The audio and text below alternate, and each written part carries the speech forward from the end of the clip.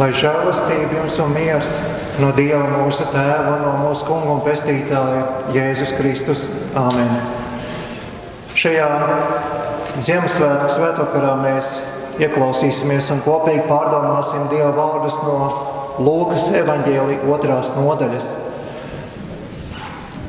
Tajā pašā apvidū gani nomodā zem klajas debesis sargāja savus ganāmpulkus. Un Kunga eņģelis tiem piestājās. Kunga godība viņus apmirdzēja un tie ļoti izbijās. Eņģelis tiem sacīja: nebīsties, redziet, es jums pasludinu lielu prieku, kas būs visiem ļaudīm, jo jums šodien Dāvida pilsētā ir dzimis pestītājs, kas ir Kristus, Kungs. Redzi jums šī zīme. Jūs atradīsiet bērniņu autos ietīti un silēju kulošu. Piepeši tur pie eņģeļa bija redzama debespulku draudze. Tie slavēja Dievu un sacīja: gods Dievam augstībā un miers virs zemes cilvēkiem, pie kā viņam labs prāts. Āmen. Mīļais debes Tēvs, mēs Tev pateicamies par šo brīdi, ko Tu esi mums dāvājis, ka Tu esi devis mums savu dēlu, mūsu pestītāju un glābēju, ar ko mums miers nāk. Nāc ar saviem miera vārdiem pie katru no mums. Ļauj mums sadzirdēt to, ko Tu mums katram vēlies pasacīt, un svētī mums Tavu vārdu patiesībā, jo Tavs vārds ir un paliek mūžīga patiesība un dzīvība. Āmen. Sēdieties.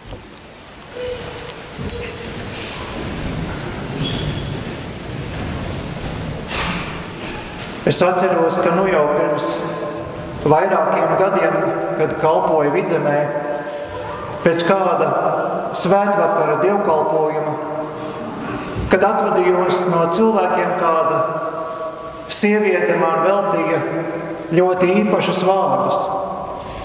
Viņa teica: mācītāji, ja man būtu vairāk zobu, es tevi nobučotu. Bet tas jau nebija manis dēļ. Šis viņas prieks un sajūsma bija par to, ko viņa bija saņēmusi svētvakar dievkalpojumā. Es domāju, ka viņa bija ne tikai sadzirdējusi, bet arī piedzīvojusi Ziemassvētku vēsti. Un tādēļ arī, kā mācēja, tā arī izpauda savu Ziemassvētku prieku. Jā, par Ziemassvētku prieku mēs arī šodien kopīgi padomāsim. Bet Ziemassvētku prieks jau nav tikai tāds ārējs lozungs, ar kuru staigāt pa pasauli. Ziemassvētku prieks ir Ziemassvētku pati būtība, pats saturs. Jūs jau šīs dienas sprediķa tekstā dzirdējāt eņģeļa vārdus ganiem. Eņģelis sacīja: nebīsties, redziet, es jums pasludinu lielu prieku, kas būs visiem ļaudīm, jo jums šodien Dāvida pilsētā ir dzimis pestītājs, kas ir Kristus Kungs. Tātad Ziemassvētku, Kristus piedzimšanas svētku prieks ir liels prieks, kas attiecas uz visiem cilvēkiem, jo eņģelis apliecina, ka taču priekš visiem Dāvida pilsētā, ja Betlemē ir dzimis pestītājs, pats Dieva dēls. Bet kā tad ir ar prieku mūsu dzīvē? Kas sagādā mums prieku? Īstu prieku, lielu prieku. Jā, tādu, kas nav tikai tāds viegls smaids, ieraugot saules stariņu, kas tumšā dienā izspiežas caur tumšiem mākoņiem. Tas jau arī ir labi, ja mēs to spējam pamanīt, bet ar lielu prieku es domāju tādu prieku, kas nāk no mūsu esības dziļumiem. Kā ir ar prieku mūsu dzīvē? Ar prieka meklējumiem mūsu dzīvē ir līdzīgi tāpat kā ar laimes meklējumiem. Daudzi tiek mudināti meklēt un noskaidrot savu laimes izjūtu. Ej meklē, tver mirkli, izbaudi to, ieraugi dzīvē pozitīvo, dzīvo šim brīdim. Nekavējies pagātnes ievainojumos un necenties dzīvot nākotnes bailēs. Dzīvo šim brīdim un būsi laimīgs. Varam sacīt, ka pie šādas laimes arī nāktu līdzi patiesa prieks. Šādā domāšanā ir daudz patiesību. Un tomēr šķiet īstie jautājumi vēl netiek skarti. Kamēr prieks tiek meklēts no ārpuses uz iekšpusi, no pasaules uz mūsu sirdīm, tikmēr prieks ļoti bieži tiks sajaukts ar izpriecām, un beigās gandarījuma nebūs. Protams, mums ir jāmācās dzīvē domāt pozitīvi, bet tam visam blakus mums vajag arī drosmi dzīvē uzdot īstos jautājumus, kuri trāpa pašos mūsu sirds dziļumos. Tur vajag lielu drosmi un vēl jau vairāk Dieva žēlastību. Bet bez šiem īstajiem jautājumiem, kas tver mūsu sirdi, mēs arī nevarēsim piedzīvot Ziemassvētku prieku, to lielo prieku, kuru toreiz pasludināja eņģelis un kuru es cenšos pasludināt jums šajā brīdī. Neiešu es tālāk kādos dziļos apcerējumos, bet norādīšu uz vienu pašu svarīgāko mūsu dzīves jautājumu.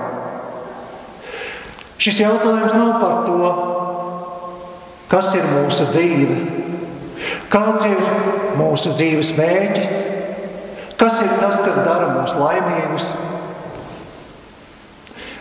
Nē, es uzdrošinos apgalvot, ka mūsu dzīves galvenais jautājums ir par to, kas ir Jēzus. Jā, kas viņš ir? Ja mēs saņemam un satveram savā sirdīs atbildi par Jēzu, tad visi tā saucamie lielie dzīves jautājumi atrisinās paši no sevis. Tātad, ja mums ir atbilde par to, kas ir Jēzus, tad mums ir arī atbilde par to, kas ir mūsu dzīves jēga. Par to, kas ir tas, kas mūs dara laimīgus un priecīgus. Atbildi par Jēzu iekustina sirdi un prieka pamats un būtība vairs netiek meklēti kādos ārējos labumos. Tādā līdzībā sakot, atbildi par Jēzu vairs nav tāda silta sega uz pleciem, bet tā ir saule, kas mūs silda no iekšpuses. Kas ir Jēzus?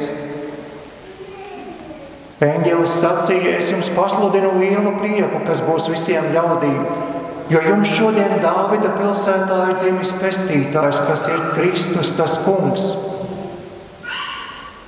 Kas ir Jēzus?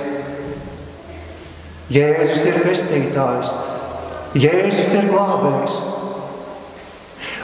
Un zinot šo, mēs tiekam vienu solīti tālāk jautājumā par Ziemassvētku prieku. Proti, ka Ziemassvētku prieks ir par Jēzu, kas ir pestītājs, jeb glābējs visiem cilvēkiem. Ziemassvētku prieks ir tāds prieks, kādu piedzīvo nelaimē nonācis cilvēks, kad viņš ierauga savu glābēju nākam. Varbūt atceraties gadījumu, kad pirms vairākiem gadiem Čīlē šahtas nogrūma dēļ 700 metru dziļumā tika iespriestoti 33 oglirači.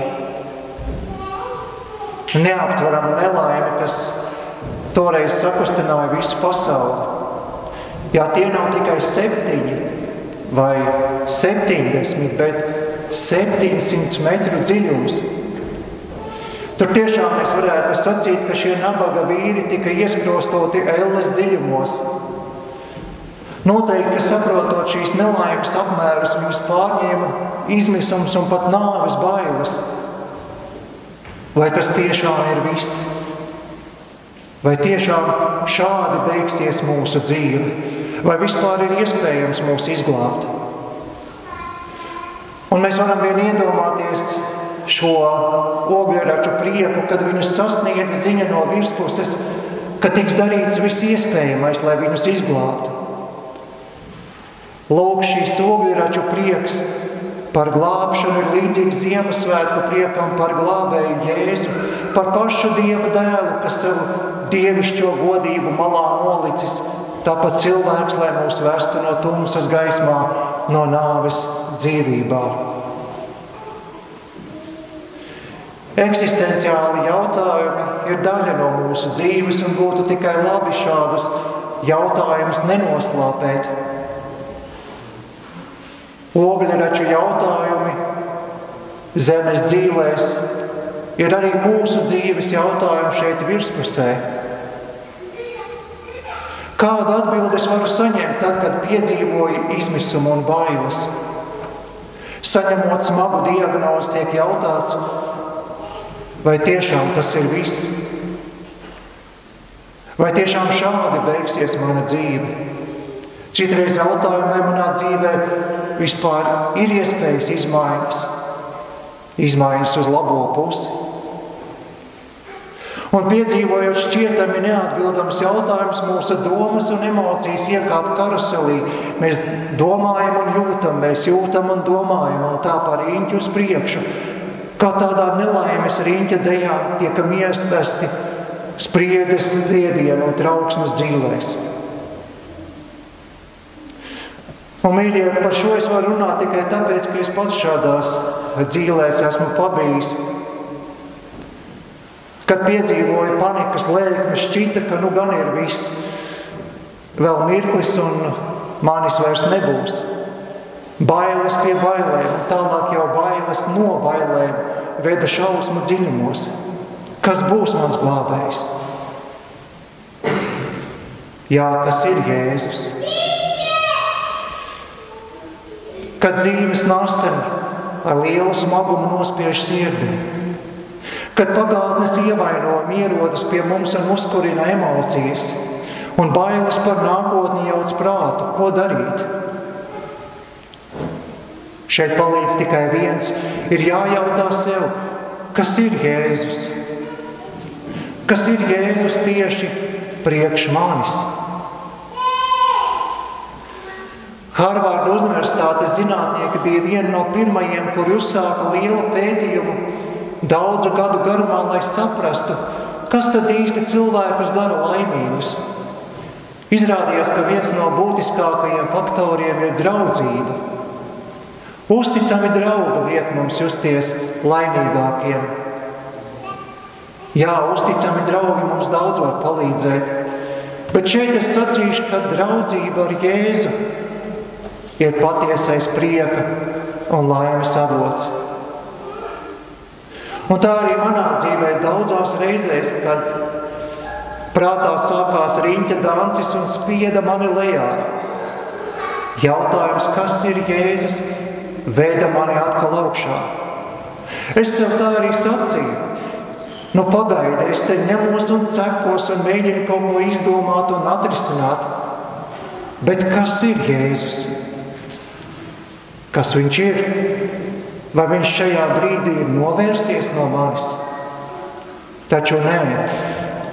Vai viņš šajā brīdī ir mazāk pestītājs? Vai tiešām pat viņš šeit neko nevar izdarīt? Protams, ka tā tas nav. Draudzība ar Jēzu sniedz lielu prieku, jo viņš pazīst mūs katru tādus, kādi esam. Viņš pazīst mūsu dzīves smagākajos brīžos. Viņš pazīst mūs arī aiz tām visām maskām, kuras sabiedrības priekšā uzliekam. Jēzus mūs pazīst visos mūsu sirds dziļumos, un tomēr viņš ir Dievs, kas mūs neatraida. Viņš ir glābējs, kas dod mums mieru, kas ir augstāks par visu saprašanu. Dieva mieru tāpēc nevar aprakstīt, to var tikai piedzīvot. Un visbiežāk mēs nezinām, kā Dieva miers pie mums atnāk, bet noteikti mēs pamanām to, ka Dieva miers mūs ir atstājis. Bet pamanīsim, ka uzticami draugi liek mums justies laimīgākiem. Dievs ir uzticams. Viņa dēls, mūsu pestītājs, ir uzticams. Tas nozīmē, ka viņš būs ar mums un būs par mums līdz galam un par visiem 100%. Un kad apostols Pāvils šo pārdomāja, viņš izsaucās: ja Dievs ir par mums, tad kas būs pret mums? Jo Kristus taču pat par mums ir miris. Jā, Kristus piedzimšanas svētvakarā mums ir arī labi atcerēties to, ka viņa miršana pie krusta un augšām celšanās ir svarīga. Jo šeit uz altāra mūsu baznīcā jau nestāv ikdienā silīta, kurā Jēzus bērniņš tika guldīts, bet gan krusts, kas atgādina par Kristus pienesto upuri mūsu grēku piedošanai. Jēzus piedzima, lai būtu mums par pestītāju, kas mūs izved no šīs grēka skartās pasaules šausmām.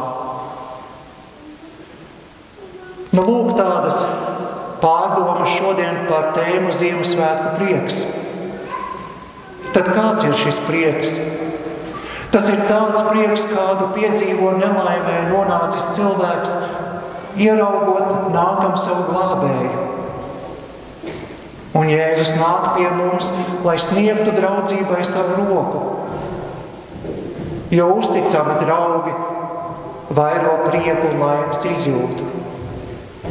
Un Jēzus ir uzticams, viņš nepievils, viņš mīlēs, viņš palīdzēs, viņš iedvesmos, viņš būs par mums līdz galam. Kopā ar viņu mēs patiesi sākam dzīvot dzīvi. Un Ziemassvētku prieks tad patiešām var arī kļūt par mūsu ikdienu. Un šīs dienas svētdienas tekstā pēc eņģeļa pasludinājuma ir kādi īpaši vārdi. Piepeši tur pie eņģeļa bija redzama debespulku draudze. Tie slavēja Dievu un sacīja: gods Dievam augstībā un miers virs zemes cilvēkiem, pie kā viņam labs prāts. Kad es iztēlojos šo notikumu, kad eņģelis nāk pie ganiem un pasludina vēstu par Kristu, es tā iedomājos, ka visi debespulki dzirdot šo prieka vēsti nevarēja nociesties, un tie sāka spontāni lielā debesu priekā slavēt Dievu. Šim debesu korim esam aicināti pievienoties arī mēs šodien, arī savā dzīvē, lai mēs visi kopā sacītu: gods Dievam augstībā, un viņa miers, lai ir ar mums caur viņa dēlu, mūsu pestītāju Jēzu Kristu. Āmen.